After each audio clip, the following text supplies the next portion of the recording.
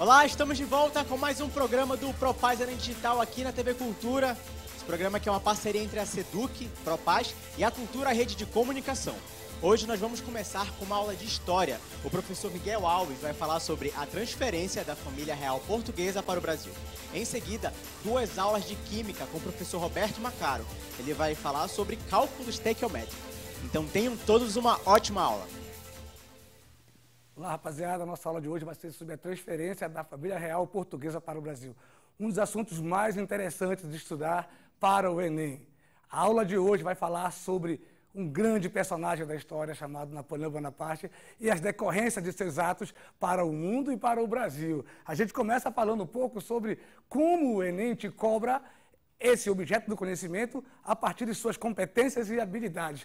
Trabalharemos hoje a competência 2, galera, aqui, ó, compreender as transformações dos espaços geográficos como produto das relações socioeconômicas e culturais de poder. E o que o Enem quer que você entenda dessa competência? Entender como o espaço geográfico é resultado das relações culturais, econômicas e sociais. Trabalharemos nessa competência a habilidade 7, identificar os significados históricos, geográficos, das relações de poder entre as nações.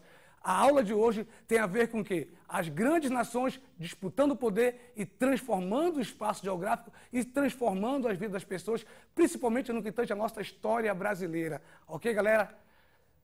Como estava a Europa nesse período que a família real portuguesa vai vir para o Brasil? Uma Europa em grande ebulição política, econômica e social. Olha para mim aqui. Na Inglaterra iniciava-se o processo de industrialização. A Inglaterra se torna, de uma hora para outra, uma grande potência econômica. De uma hora para outra, quando eu falo, é que a Inglaterra consegue mecanizar sua produção, aumentar essa produção, mobilizar grande contingente de mão de obra. Detalhe, a Inglaterra estava muito interessada em vender seus produtos para o mundo. E isso era um motivo principal dela usar a sua frota naval, que era a maior de todos os tempos. No mesmo período também, no século XVIII, nós vamos ter a França, ebulição revolucionária, a França dos sans-culottes, a França dos burgueses, colocando para correr a nobreza e detonando com o absolutismo. Só para vocês verem uma coisa, galera, muitos reis estavam enlouquecendo com isso. A França revolucionária, por exemplo, guilhotinou o seu rei. O rei foi guilhotinado. Ele teve que sair da história de maneira muito trágica. Na Inglaterra, o rei estava louco. Alguns contam, alguns historiadores relatam que o rei andava nas madrugadas pelo palácio com um travesseiro na cabeça. Em Portugal, um país altamente dependente da Inglaterra, a rainha estava simplesmente louca. Dona Maria I vivia com problemas mentais a tal ponto que seu filho, o príncipe regente Dom João, governa no lugar dela. Muito interessante que a Dona Maria vivia trancafiada no Palácio de Queluz. E o Palácio de Queluz se tornou, por muito tempo, uma espécie de manicômio da rainha, ok? Olha só, para ficar mais assustadora a realidade desses reis, surge a figura de Napoleão Bonaparte, um jovem general que se destaca durante muitas batalhas à frente do exército francês. A França, que passava por um problema muito sério da questão de estabilidade política. Por quê?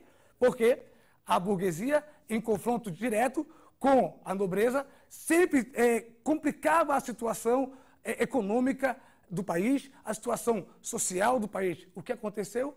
Para estabilizar a situação econômica, para estabilizar a situação política, os burgueses resolveram apostar numa intervenção militar, nesse jovem militar chamado Napoleão Bonaparte. Napoleão Bonaparte tinha um plano. E qual era o plano? Dominar a Europa. Dominar a Europa significava dominar as grandes potências, principalmente a Inglaterra.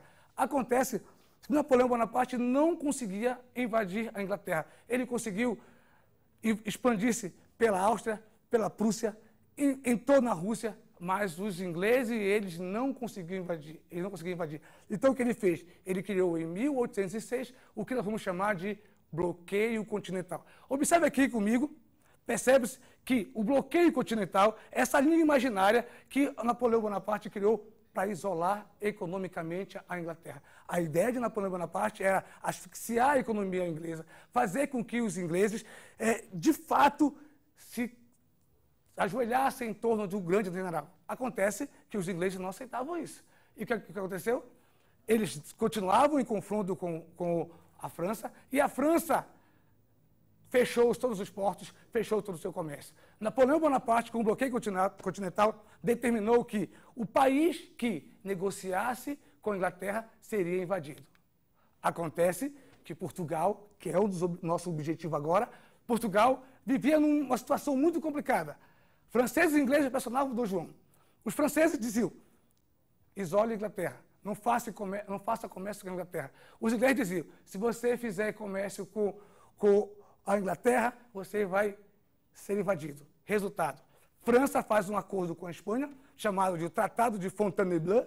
Por esse tratado, os franceses acessariam Portugal pela Espanha. O rei de Portugal, então, decide fugir para o Brasil. Alguns chamam se transferir para o Brasil. Mas foi uma fuga. Por que fuga? Porque o povo português ficou desolado com a decisão de Dom João VI. Ele queria sair daquela situação. Ele queria enganar Napoleão Bonaparte, mas não teve jeito. Ele teve que sair. Essa decisão comprometia profundamente as relações com a França. Então, a decisão assegurada foi a coroa portuguesa entregar a sua esquadra e garantir a abertura dos portos brasileiros para os ingleses. Resultado, a família real portuguesa veio para o Brasil. Esse quadro é de um anônimo. Observe uma coisa, que a sociedade está toda no porto de Lisboa, esperando um momento para embarcar. E esse embarque foi traumático para a alma portuguesa. Os portugueses que não podiam embarcar ficavam chorando. Dona Maria I, quando saiu de sua carruagem em direção ao navio, falou para os seus criados, não corram que eles podem pensar que nós estamos fugindo. Na verdade, era uma fuga. 15 mil portugueses estavam saindo de Portugal em direção à sua maior colônia, o Brasil. E por que o Brasil? O Brasil, devido à sua localização geográfica, o Brasil, devido à segurança para a família real, o Brasil, porque esse Brasil tinha as matérias-primas e a possibilidade de crescimento de Portugal. Por isso, o Dom João VI, há muito tempo, já vinha discutindo essa possibilidade de ir para o Brasil. E a família real, em peso, embarca para o Brasil numa viagem que vai durar 52 dias. Essa viagem, gente, ela é uma viagem absurdamente difícil. 52 dias, onde o calor se abateu nos portugueses, eles ficavam extremamente desconfortáveis com a situação de mal-estar dentro dos navios. Eram navios pequenos, com, às vezes, 1.200 pessoas dentro. No navio que vinha a dona Carlota Joaquina, esposa de Dom João, houve um surto de piolho. As mulheres tiveram que raspar a cabeça e jogar suas perucas no mar. Depois de 52 dias, o primeiro navio chegou em Salvador e, logo em seguida, rumbou para o Rio de Janeiro. Interessante. Ao chegar no Rio de Janeiro, Cândido Portinari fez esse registro. Em 1951, muito tempo depois, ele fez esse registro maravilhoso sobre a chegada de Dom João ao Brasil. Galera, parece muito bonito, parece tudo bem organizado, mas não era esse Brasil que a família real portuguesa encontrou. E o Enem gosta muito de cobrar isso aqui que eu vou te mostrar. Olha aqui, ó. A cidade, o cotidiano da cidade de Salvador, por exemplo. Observe a presença marcante de escravos. Só para te lembrar uma coisa, meu caro aluno, dentro do Brasil colonial, você vai ter várias modalidades de escravidão. E aqui você percebe o escravo de ganho. O escravo de ganho é aquele escravo que sobrevive na rua para sustentar o seu senhor. É um escravo que vive em relativa liberdade, porque ele pode andar sem a vigilância 24 horas do seu senhor. Mas esse escravo ainda não perde a condição de escravidão, ok? Isso aqui no Rio de Janeiro. Também o cotidiano marcado pelo trabalho escravo. É esse Brasil que a família real portuguesa vai encontrar. É esse Brasil onde você vai entender que um país onde tem uma grande população de negros, de escravos. Essa imagem aqui é muito interessante. Um oficial inglês sentado numa praça, sendo servido por escravas de ganhos. Ao chegar no Brasil, os portugueses tiveram que ceder. Ceder a quem? Ceder aos ingleses. Por que os ingleses, professor? Porque os ingleses, para trazer a família real portuguesa para o Brasil, decidiram fazer o seguinte: tem que ganhar alguma coisa, vocês têm que me dar algo em troca. Eu trago vocês em segurança, vocês devem nos conceder algo. E o que os ingleses exigiam? Exigiam a abertura dos portos às nações amigas. Ou seja, até então, Portugal dominava a economia brasileira através do exclusivismo comercial. Isso quer dizer o seguinte: só Portugal podia fazer negócio com o Brasil. O que aconteceu, então, com a chegada da família real portuguesa no Brasil? Os ingleses exigiram que a Inglaterra tivesse a liberdade de comercializar com o Brasil. E Portugal concedeu a isso. Em 1810, os portos foram abertos para nações amigas, no caso, para a Inglaterra. O Brasil passou a ser o centro das decisões do governo português. Ou seja, o Brasil deixou de ser mera colônia para sediar o governo português. Portugal, então, seria como sede o Brasil. Gente, e a vida mudou.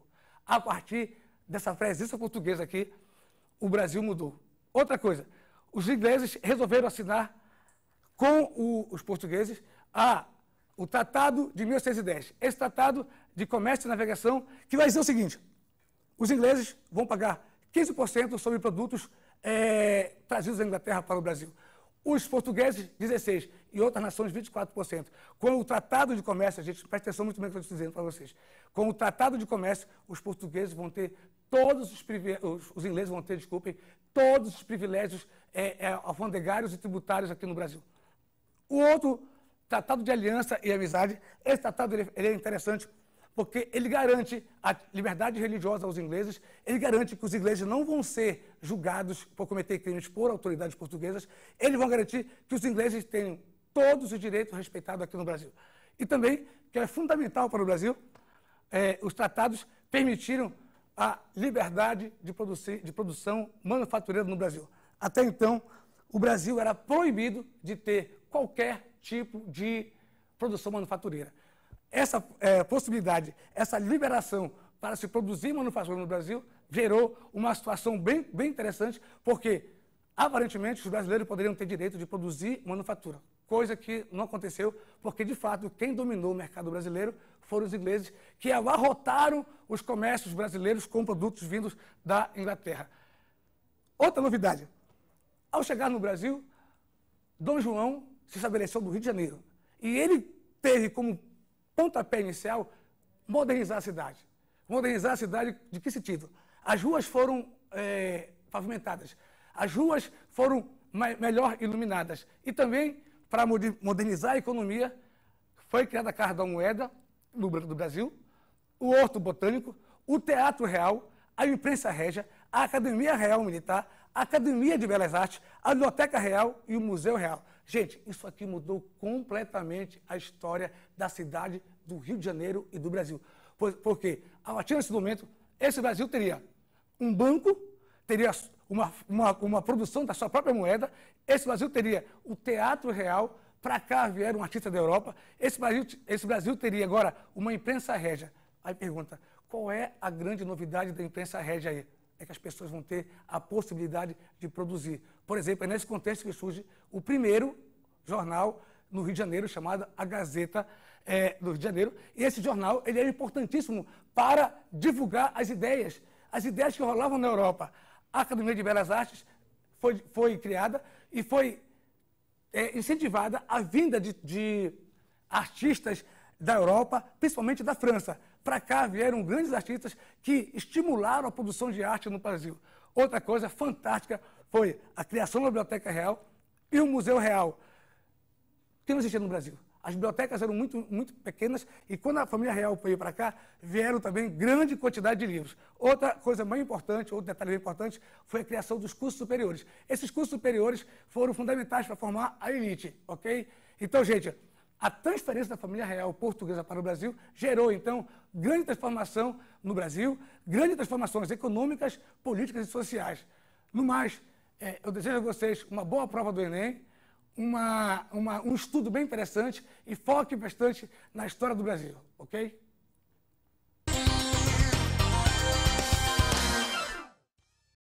Olá, eu sou o professor Roberto Macaro, de Química, e vamos ter uma aula hoje de cálculo estequiométrico. Esse assunto é um assunto que, com certeza absoluta, vai cair na sua prova. É um assunto que pode vir misturado com soluções, com cinética, com termoquímica, com eletroquímica. Então, se tem um assunto que a gente tem certeza que caiu em todas as provas do Enem até aqui, é cálculo estequiométrico. E é um assunto complicado, muita gente não gosta por conta da matemática, e a gente vai falar hoje de alguns métodos muito legais, vamos falar de forma muito tranquila, não vou correr com você, a gente vai ter aí 2 blocos para falar um pouquinho desse assunto. Eu quero que você fique e preste atenção, fique ligado e preste atenção nos detalhes. Se você puder fotografar, se você puder gravar para depois voltar essa aula com os detalhezinhos dos cálculos, isso vai facilitar muito a sua preparação, vai facilitar muito o seu entendimento. Então, vamos lá para o cálculo estequiométrico. Então, a primeira coisa que a gente tem que entender é aonde esse assunto está situado na matriz de referência do Enem. Então, olha só o que diz a competência de área 7. Apropriar-se de conhecimentos da química para, em situações problema, interpretar, avaliar ou planejar intervenções científico-tecnológicas. Olha o que diz a habilidade 24, gente. Utilizar códigos e nomenclatura da química para caracterizar materiais, substâncias ou transformações químicas. Ou seja, tudo aquilo que... a química estuda a transformação da matéria. Mas quando a gente fala de reações químicas e começa a entender e falar um pouquinho de proporções e como calcular essas proporções, aí complica um pouquinho. Aliás, complicava, porque hoje a gente vai descomplicar isso para você. Olha só o que diz a habilidade 25. Caracterizar materiais ou substâncias, identificando etapas, rendimentos ou implicações biológicas, sociais, econômicas ou ambientais de sua obtenção ou produção. Então, não só produção, mas também rendimento, também implicações biológicas, também implicações sociais, a gente vai falar um pouquinho. Primeira coisa que a gente tem que entender é o que é mol. E quando a gente fala essa palavra, né, eu, por exemplo, conheci um professor na cidade que ele adicionou o nome dele, mol. Ele achava que era um sinônimo de grandeza, então ele quis que o nome dele se chamasse mol como sobrenome. E por que as pessoas utilizam muito essa palavra? Porque mol é uma grandeza, assim como a dúzia, assim como a dezena, assim como a centena. Então preste bem atenção para você entender isso de uma vez por todas. Se eu perguntar para você o que é uma dúzia, você vai me dizer 12. Mas uma dúzia pode ser 12 unidades de qualquer coisa. Pode ser uma dúzia de bananas, pode ser uma dúzia de pães, pode ser uma dúzia de alunos, pode ser uma dúzia de profissionais que estão aqui ao redor agora trabalhando com a gente nessa aula. Enfim, uma dúzia é 12 unidades de qualquer coisa. E o que é uma dezena, gente? Uma dezena são 10 unidades de qualquer coisa. E o que é um mol? Um mol é 602 sextrilhões de unidades de qualquer coisa. Isso mesmo, 602 sextrilhões de unidades. Então, olha só, é a grandeza que expressa, eu coloquei aqui um número muito grande. É um número que, se a gente for parar para pensar, olha a quantidade de zeros que tem esse número, gente. 602 sextrilhões. E é claro que esse é um motivo óbvio que a gente escreve ele em notação científica. Então você vai pegar, andar com a vírgula 23 casas decimais e a gente vai obter o tão famoso número de Avogadro, que é 6,02 vezes 10 a 23. Então o que significa esse número? 6,02 vezes 10 a 23? 602 sextrilhões de unidades. De quê? De qualquer coisa. Olha só, esse número a gente chama de número de Avogadro. Agora preste atenção aqui para você entender uma coisa. Então, a gente já sabe que mol é a grandeza que expressa 602 sextrilhões de unidades de qualquer coisa. Então, se eu perguntar para você, qual é a quantidade de que tem em 1 mol de bananas? Se fosse uma dúzia, seriam 12 bananas. Se fosse uma centena, seriam 10 bananas. Mas se é 1 mol de bananas, quantas bananas são? 602 sextrilhões de bananas. Se eu tiver 1 mol de alunos que estão assistindo agora a gente aí pelo estado do Pará, eu vou ter exatamente 602 sextrilhões de alunos. Agora, é claro, é um número muito grande. Né? Então, imagina, né? Eu brinco em sala de aula com os meus alunos, imagina você receber uma ligação e alguém disser assim, acabei de depositar 1 mol de reais na tua conta. É um número absurdo. Imagina a quantidade de zeros que teria no teu extrato bancário. Acho que você não ia conseguir, quando puxasse aquele extrato, nem ia ter espaço suficiente para colocar todos os zeros. Então é um número muito absurdo, que não dá para a gente usar no nosso cotidiano. Então para que a gente usa? A gente usa para átomos e para moléculas. Então 1 mol de átomos, 602 sextrilhões de átomos. Olha como, quando a gente fala de átomos e moléculas, já não fica tão grande. Imagina que se você pegar 18 gramas de água, que é a massa molar da água, tem 1 mol de moléculas. Ou seja, 18 gramas é menos de um gole de água. E lá tem 602 trilhões de moléculas de água. Então, quando a gente fala de átomos, quando a gente fala de moléculas, o número de Avogadro não fica tão grande assim, certo? Então é importante você entender isso. Agora vamos lá, conhecimento prévio.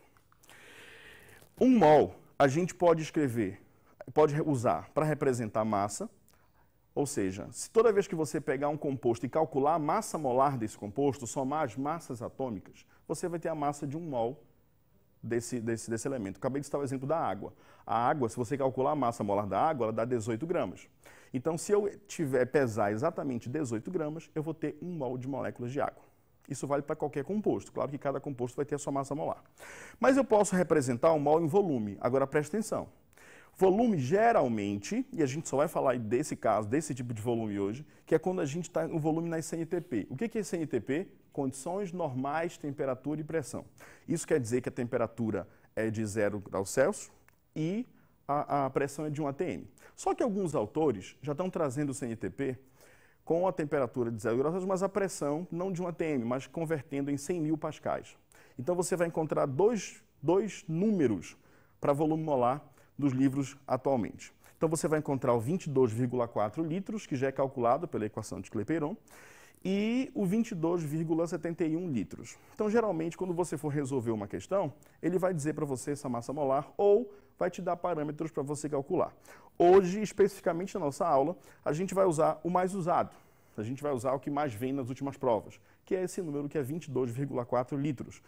Volume molar nas CNTP. Então, vamos entender. O que é volume molar? O volume de 1 mol de moléculas. Só que a gente não coloca... Sempre que a gente usar volume, a gente vai estar falando de moléculas no estado gasoso. Até porque esse número é calculado a partir de uma equação geral dos gases ideais. Então, toda vez que você for utilizar o 22,4 nas CNTP, você só pode usar para substâncias gasosas, ok? Vamos lá. E para o número de átomos e moléculas? Então, átomos e moléculas, a gente já falou, né? 1 mol são 6,02 vezes 10 a 23 moléculas. Agora entende, é um número muito grande. É muito comum nos exercícios ele pedir para você abreviar. Então, em vez de você usar 6,02 vezes 10 a 23, é muito comum você usar apenas 6 vezes 10 a 23. Então, entenda. 1 mol eu posso escrever em massa, eu posso escrever 1 mol em volume e eu posso escrever 1 mol em átomos, em moléculas. Isso é muito importante a gente entender e como fazer essa conversão, porque vai ajudar a gente a resolver as questões de estequiometria. Agora vamos lá. Então, o que é o cálculo estequiométrico? O cálculo estequiométrico é nada mais, nada menos do que o cálculo da quantidade de reagentes ou de produtos das reações químicas, feito com base nas leis das proporções das reações, lei de Proust, e executado em geral com o auxílio das equações químicas correspondentes. Então, olha só. Eu coloquei aqui um tópico que parece esdrúxulo para a nossa aula, mas ela tem tudo a ver. Olha só, vamos fazer um bolo. Com certeza você já deve ter comido bolo em algum lugar na sua vida e talvez você já tenha passado pela experiência de fazer bolo. Eu confesso que quando eu consigo fazer um bolo, ele não fica muito legal.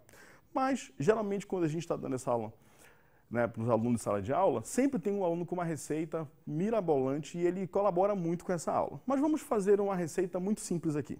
Imagina que para fazer um bolo, eu preciso de 2 xícaras de açúcar e 3 xícaras de farinha de trigo. Então esse é um bolo que a gente está fazendo aqui, um bolo comum, certo? Claro que tem outros ingredientes, mas vamos nos deter a esses ingredientes. Agora, se eu quero fazer um bolo, eu vou precisar de 2 xícaras de açúcar e 3 xícaras de farinha de trigo. Mas imagina que você vai receber muita gente na sua casa hoje. E você não quer fazer um bolo, você quer fazer 2 bolos. Então você já sabe que tem que duplicar a receita. Então se eu quero fazer 2 bolos, em vez de 2 xícaras de açúcar, eu vou usar quantas? 4. Se eu quero... E as xícaras de farinha de trigo?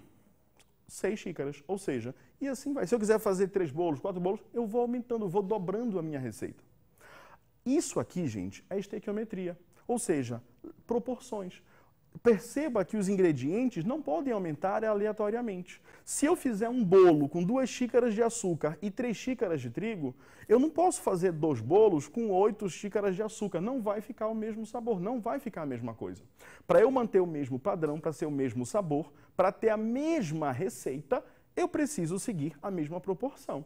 Então, se eu dobro a quantidade de bolos, eu dobro a quantidade de açúcar e eu dobro a quantidade de trigo. Agora, numa reação, só se inverte as perguntas. Então, se eu inverter, por exemplo, a pergunta para você, eu não vou te dizer agora quantos bolos eu quero fazer, mas é simples. Eu quero usar 9 xícaras de farinha de trigo. E a minha pergunta para você, caro telespectador, caro calouro Propaz Enem, quantos bolos eu consigo fazer? Se eu utilizar 9 xícaras de farinha de trigo, quantas xícaras de açúcar eu vou precisar? Quantos bolos eu vou fazer? Então, perceba, eu aumentei mais uma receita. Então, na primeira eu tinha 3, aqui 6, agora 9. Se eu aumentei mais uma receita, eu vou aumentar também, vou colocar mais 2 aqui, xícaras de açúcar, vai ficar 6. E agora, com certeza, eu vou conseguir fazer 3 bolos. Mas e se eu tiver 12 xícaras de açúcar? Aí é que entra. Numa reação, eu vou te mostrar as proporções dela. E aí você vai perceber o seguinte, perceba que agora dobrou a quantidade de xícaras de açúcar. Então, se vai ter a mesma proporção, a quantidade de farinha de trigo também vai dobrar. Então, se eu tiver 12 xícaras de açúcar, eu vou precisar de 18 xícaras de farinha de trigo. E aí, em vez de 3 bolos, eu vou estar fazendo quantos bolos? 6 bolos. Então, entenda, isso aqui a gente sabe, é uma coisa muito simples. Por quê? Porque a gente está usando a lei das proporções. E o cálculo estequiométrico a gente vai fazer isso, utilizar a lei das proporções. Olha só essa reação química. Perceba que aqui eu tenho 1 mol de gás nitrogênio reagindo com 3 mols de gás hidrogênio, produzindo 2 mols de amônia gasosa. Olha só a linguagem que eu estou utilizando. Mols, é isso mesmo. Esse número aqui, ó, a gente chama de coeficiente estequiométrico. Os números que ficam nessa reação, para que eles servem? Para balancear a reação. Para tornar a quantidade de átomos que estão no reagente igual à quantidade de átomos que estão no produto. Então, perceba, esse número é sempre o número de mols. Então, se você souber transformar mol em massa, mol em volume e mol em moléculas, você não erra nunca uma questão de cálculo estequiométrico, porque isso aqui é a minha proporção. Ou seja, se eu tiver 1 mol de nitrogênio, eu vou precisar de 3 mols de hidrogênio. Agora, se eu tiver 5 mols de nitrogênio, obviamente eu vou ter que quintuplicar aqui e com certeza aqui também vai quintuplicar. Então, essa é a proporção da reação. Agora, te lembra, eu posso escrever 1 mol, que é o que tem aqui, em massa. Como é que eu vou escrever 1 mol de massa de nitrogênio? Perceba aqui, ó. A massa atômica do nitrogênio é 14 e a do hidrogênio é 1. Então, se eu pegar aqui, ó, 14, que é a massa do nitrogênio, e multiplicar por 2, eu vou ter a massa de 28 gramas, certo? Se eu pegar aqui, ó, para o nitrogênio, 2 hidrogênios aqui para o hidrogênio, perdão, e multiplicar a massa dele, que é 1, por 2, eu vou ter 2 gramas, que é a massa de hidrogênio. Mas perceba que aqui eu tenho 3 mols, então eu vou ter que multiplicar por 3. Então, o que a proporção da reação está me dizendo em massa? Que toda vez que eu tiver 28 gramas de gás nitrogênio, eu vou precisar de 6 gramas, que é 3 vezes 2, de gás hidrogênio. E quanto que eu vou produzir de gás de nitrogênio? É só a gente calcular. Olha só, a massa do nitrogênio é 14. Então, eu vou ter aqui, ó, 14 vezes 1, que é a quantidade de nitrogênios, mais 1 vezes 3, que é a quantidade de hidrogênios. 1 é a massa do hidrogênio, 14 é a massa do nitrogênio. E aí, vou fazer o cálculo e vou ter 17 gramas. Mas olha o que o coeficiente estequiométrico está me dizendo. Que eu estou produzindo 2 mols de amônia. Então, eu vou ter que multiplicar esse 17 por 2. Repetindo, agora o que eu tenho? Se eu tiver aqui, ó, 28 gramas de nitrogênio, eu vou produzir 6 gramas de hidrogênio se eu tiver 28 gramas de hidrogênio, eu vou precisar, para reagir, está no reagente, de 6 gramas de hidrogênio e vou produzir 34 gramas de gás amônia. Eu posso fazer a proporção também em volume. 1 mol de volume, todos são gasosos, nas condições normais de temperatura e pressão sem ETP, é 22,4. Se aqui tem 1 mol, 22,4. Se aqui tem 3 mols, 3 vezes 22,4. Se aqui tem 2 mols, 2 vezes 22,4. e posso escrever isso em molécula. 1 mol de moléculas, 6,02 vezes 10 a 23 moléculas. Aqui eu vou ter 6 vezes 10 a 23, que está abreviado já, né? A gente tirou o 0,2. Aqui, ó, 3 mols, vai ficar 3 vezes 6 vezes 10 a 23. E aqui, 2 vezes 6 vezes 10 a 23. O que eu acabei de fazer? Eu retirei os dados da reação em mols, primeiramente, depois eu transformei mol para massa, depois eu transformei mol para volume, depois transformei mol para molécula. Querido calouro Propaz Enem, é só isso que você vai precisar fazer em todas as questões de cálculo estequiométrico. Se você conseguir ter essa habilidade de transformar a quantidade de mols em massa, em volume, em molécula, você não vai errar nenhuma questão de cálculo estequiométrico. E eu disse para você que esse é um assunto muito complicado. Então a gente vai fazer o seguinte, a gente vai fazer uma pausa agora, você vai levantar, vai lá tomar um cafezinho e depois do intervalo a gente volta para continuar a nossa aula de cálculo estequiométrico. Certo, calouro?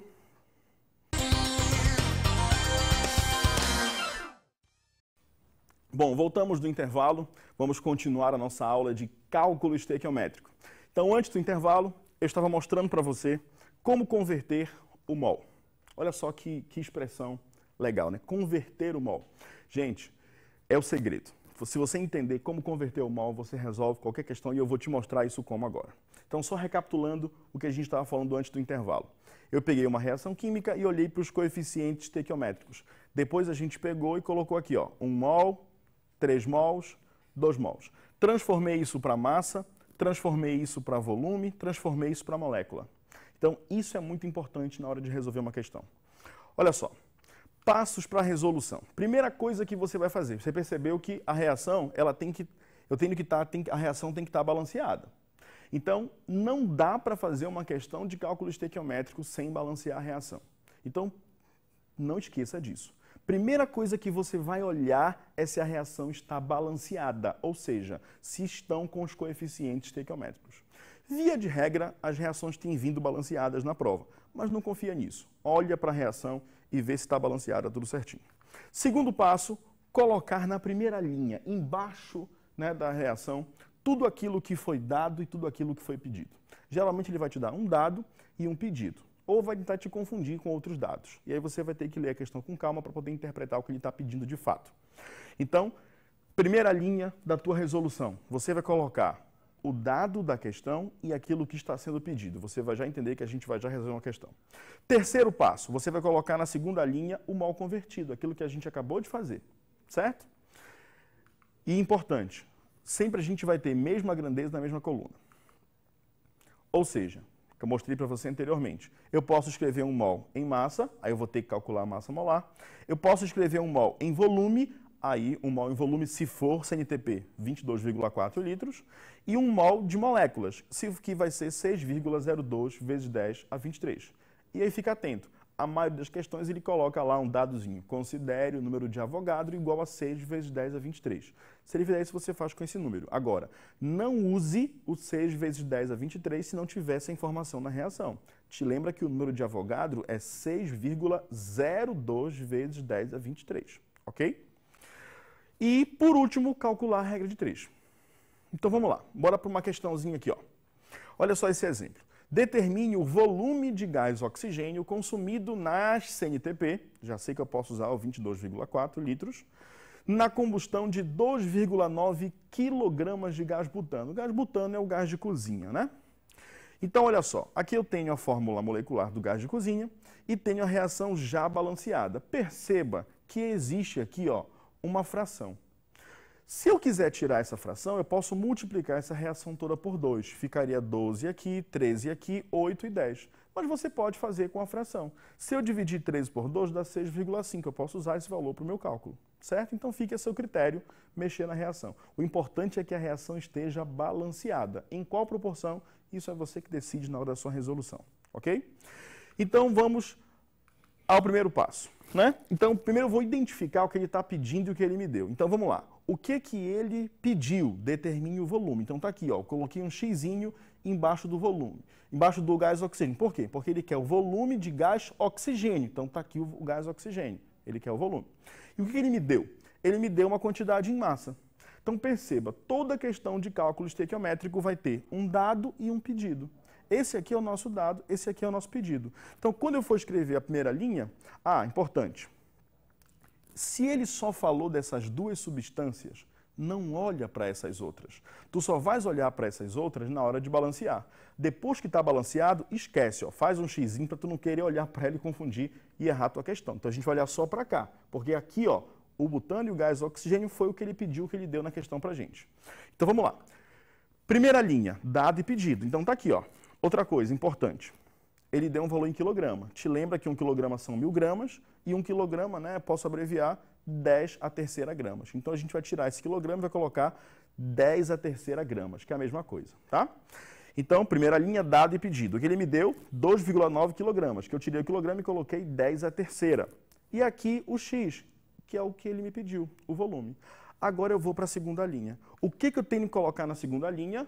O mol convertido. Perceba, quem vai me dizer o que eu vou colocar na segunda linha é o que está na primeira. Te lembra que eu posso escrever mol em volume, eu posso escrever mol em massa, eu posso escrever mol em molécula. E posso colocar mol na quantidade de mols. Então vamos lá. Desse lado esquerdo, o dado que ele me deu foi em massa. Então eu vou escrever o dado aqui, vou converter o mol e vou escrever o quê? Ele em massa. Se em vez de 2,9 vezes 10 a terceira gramas, fosse litros aqui, eu ia colocar 22,4 mol de volume. Se fosse moléculas, eu ia usar o 6,02 vezes 10 a 23, ou 6 vezes 10 a 23, dependendo da questão. Então vamos lá. O que o balanceamento está me dizendo? Que aqui eu tenho 1 mol e aqui eu tenho 6,5 mols, que é 13 sobre 2, dividido, já fiz a continha. Então eu vou pegar esse 1 mol aqui e vou escrever aqui embaixo, convertido. Aí eu vou calcular a massa molar do butano. Então C4H10. A massa do carbono é 12. Então 12 que é a massa do carbono vezes 4 átomos, mais 1 que é a massa do hidrogênio vezes 10 átomos. Vou fazer a continha e vai dar 58 gramas. Já está aqui, escrevi a massa. Então perceba, 1 mol de butano é 58 gramas. Agora eu vou para o gás oxigênio. O dado que tem aqui em cima é volume. Então o que eu vou escrever aqui embaixo? 6,5 mols em volume. Só que 1 mol é 22,4, então é só multiplicar 6,5 vezes 22,4. Perceba, esse é o grande lance da estequiometria. Primeira linha, o que ele me deu e o que ele me pediu. Na segunda linha eu escrevo o mol convertido. Esse mol convertido é os coeficientes estequiométricos da reação.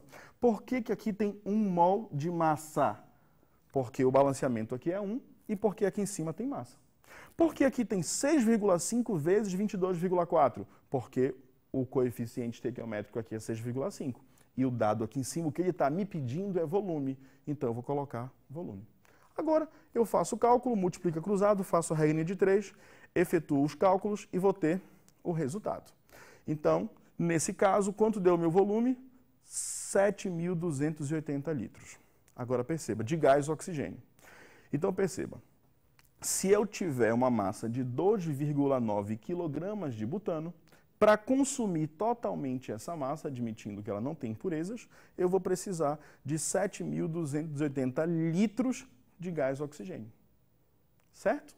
Então foi isso que a gente fez aqui utilizando nossa regra de 3. Vamos a outro exemplo. Olha só esse exemplo.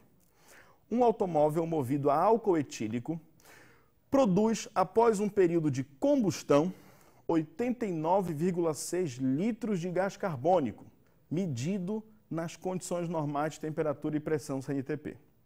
A quantidade em gramas de álcool consumido é... Então vamos lá, aqui está a reação. Então, o que ele está falando para a gente? Quais são as substâncias que ele está falando? Álcool etílico, está aqui o etanol, que é o álcool etílico, produz 89,6 de gás carbônico, está aqui o gás carbônico, que é o dióxido de carbono. Ele não falou para a gente do oxigênio, nem falou para a gente nada da água nessa questão. Então, a gente já faz o xizinho para a gente não olhar para lá. Então, para onde que a gente vai olhar agora? Vamos olhar para o etanol e vamos olhar para o gás carbônico, certo? Então, o que ele quer saber? Ele quer saber a massa de etanol que vai produzir este volume aqui, 89,6. Só que eu não sei ainda que massa é essa. Mas eu sei que se eu tiver 1 mol aqui, ó, 1 mol, que é o coeficiente aqui, de etanol, eu vou produzir 2 mols de gás carbônico. Então, nós vamos para a resolução. Então, primeira linha, dado e pedido. Esse aqui, ó, é o meu dado e esse aqui é o meu pedido agora. Se eu tenho aqui em volume, eu vou escrever 2 mols em volume, que vai ficar, ó, 1 mol, 2 mols, aqui vai ficar pelo cálculo da massa. Olha só, a massa é a massa molar. Presta muita atenção porque tem muita questão que é assim. Ele já forneceu para a gente a massa, você percebeu aqui? Então, se ele já forneceu, você não precisa calcular. É só colocar direto a massa de 1 mol aqui. Mas se ele não tivesse fornecido, você ia calcular. 12, que é a massa do carbono, vezes 2, mais 1, que é a massa do hidrogênio, vezes 5, mais 16, que é a massa do oxigênio, e mais 1 desse outro hidrogênio, que ia dar os 46 gramas que ele já forneceu. Tem muitas questões, ele já fornece a massa molar. Foi o caso dessa. Então, vamos lá. A massa molar está aqui, 46, e agora sim, o volume. Então, 2 mols aqui de volume, então vai ficar 2 vezes 22,4 litros. Recapitulando, o que ele me pediu foi em massa, então eu escrevo a quantidade em mols da reação em massa. O que ele me deu foi volume, então eu escrevo a quantidade em mols da reação em volume. E aí depois resolvo a nossa regrinha de 3, certo? Então, e aí 92 gramas. Agora eu quero que você perceba uma coisa muito importante nessa questão. Olha só o que está acontecendo. Se eu multiplicar bem aqui 2 vezes 22,4, vai dar 44,8 litros. 89,6 litros é o dobro do que está aqui embaixo. Então é óbvio que a quantidade em massa aqui em cima também vai ser o dobro de 46, ó, deu 92.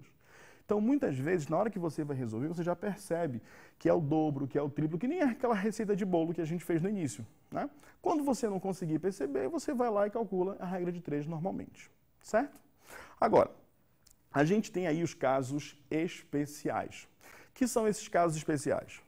Reações sucessivas, pureza inferior a 100%, rendimento inferior a 100% e reagente em excesso. Então, olha só. Toda vez que você tiver reações sucessivas, isso é uma dica muito importante. Você vai ter geralmente 2, 3, às vezes 4 reações. E o que você vai fazer? Você vai transformar isso numa reação só. Por quê?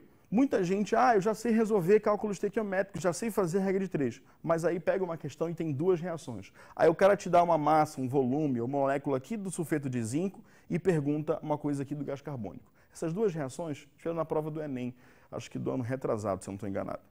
Então, o que acontece aqui? Ó? Ele te deu 2 reações. O que você vai fazer? Transformar em uma. É só você olhar para as 2 reações e perceber quais são as substâncias que se repetem. Então, se a gente olhar aqui, ó, a gente vai perceber que o óxido de zinco se repete. Então, essa é a substância que eu vou cortar na hora que eu somar. Então, o que a gente vai fazer? Ó?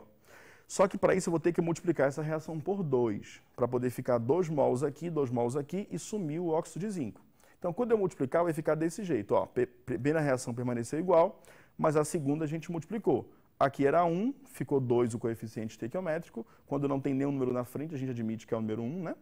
Aqui, ó, não tem nenhum número na frente, admite-se que é o número 1, vezes 2 ficou 2.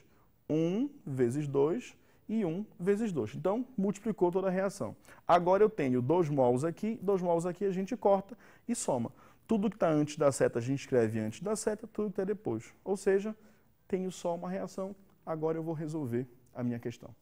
Toda vez que você tiver reações sucessivas, transforme numa única reação que está tudo certo. Agora, pureza inferior a 100%, reagente impuro. Toda vez que você for resolver uma questão de pureza, é da mesma forma que a gente resolveu a anterior. A única diferença é que você vai multiplicar o reagente que ele te deu pela pureza. Olha só o que acontece nessa questão.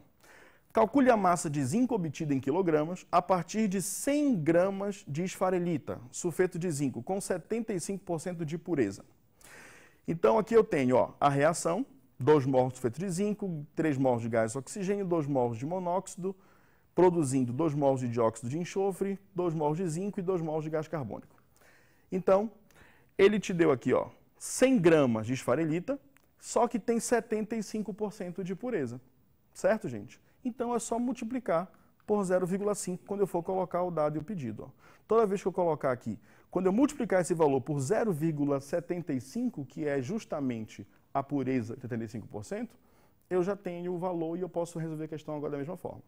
Primeira linha, dado e pedido.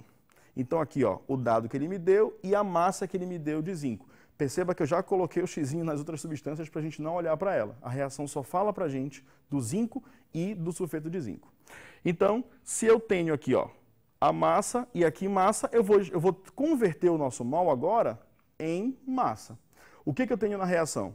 2 mols e 2 mols. Então, eu vou pegar esses 2 mols e vou escrever ele aqui em massa. Vai ficar 2 mols, 2 vezes 97 gramas. E vou pegar esses 2 mols de zinco, ó, a massa do zinco é 65, e vou multiplicar aqui 2 vezes 65. Agora é só fazer a nossa regra de 3. Só que perceba que o resultado que eu achei é em gramas, e ele está pedindo a massa em quilogramas. Então, é só transformar para quilogramas, certo? Então, não esqueça dessas conversões, que é muito importante.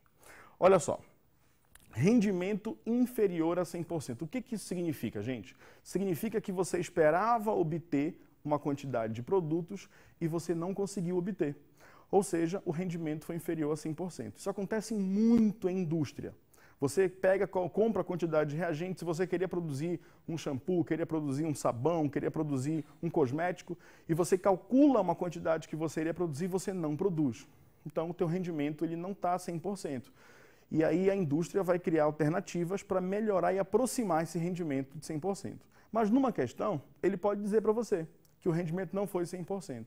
Então, nesse caso, o que você vai fazer? É só multiplicar agora o coeficiente do produto pelo rendimento dado. Mesma coisa que a gente fez anteriormente, só que a gente vai multiplicar pelo produto. Então, olha só, mesma reação, né? 100 gramas de sulfeto de zinco, 2 mols aqui de zinco, vamos botar o xizinho nas substâncias que não estão sendo faladas na reação. Aqui, ó, 75% de pureza e 80% de rendimento. Então, a gente colocou aqui que nem a mesma questão da anterior, só que agora a gente está falando de rendimento também. E aí, na segunda linha, na hora que eu vou colocar o mol convertido, basta eu multiplicar por 0,8 aqui na segunda linha. Então, perceba, se eu tiver pureza envolvida, eu vou multiplicar a pureza aqui na primeira linha. Se eu quiser calcular o rendimento, basta eu multiplicar o rendimento aonde eu estou na segunda linha do pedido. Ou seja, a gente calcula normalmente e aí você vai conseguir chegar ao seu resultado, certo? Então, aqui deu 40,2 gramas. E por último, nosso tempo já está se esgotando, mas a gente vai conseguir falar do último exemplo, que é o reagente em excesso. Olha só, o que é um reagente em excesso? Ele vai te dar agora 2 substâncias, certo? Todas as reações que nós vimos anteriormente, ele só deu uma substância e pediu outra. Um dado e um pedido. Agora, são 2 dados. Perceba. Calcule a quantidade de matéria, agora ele quer a quantidade de número de mols, de sulfato de sódio, obtida a partir da reação de 60 gramas de hidróxido de sódio com 3 vezes 10 a 23 moléculas de ácido sulfúrico. Então, olha só o que aconteceu. Está aqui a reação. Ele pediu a quantidade em mols de sulfato de sódio, só que ele me deu 60 gramas de hidróxido de sódio e me deu 3 vezes 10 a 23 moléculas de ácido sulfúrico. Perceba, a diferença entre as questões que nós vínhamos fazendo é exatamente essa. Eu só tinha um dado. Então, o cara me dava 60 gramas e pedia a quantidade de mols. Ou então, ele ia me dar a quantidade de moléculas e pedia a quantidade de mols. Agora, ele me deu 2 dados. E aí, qual que eu vou usar? Os 2. Presta bem atenção. Tudo aquilo que eu falei anteriormente, você vai fazer a mesma coisa para essa reação. Só que primeiro, você vai ignorar a substância que ele não falou nada. Depois, você vai escolher 2 substâncias para começar. Então, primeiro eu escolhi o ácido sulfúrico e o sulfato de sódio. Eu deixei de lado, por enquanto, o hidróxido de sódio. Então, eu peguei aqui, ó, 1 mol, 2 mols e 1 mol é a proporção. Aqui eu tenho 3 vezes 10 a 23 moléculas e tenho x-mol. Isso é a nossa primeira linha. Então, perceba, eu só peguei o ácido sulfúrico e o sulfato de sódio. A gente não está usando ainda o hidróxido de sódio. Então, eu peguei aqui, ó, primeira linha, retirei aqui, ó, 3 vezes 10 a 23 moléculas e aqui, ó, x-mols.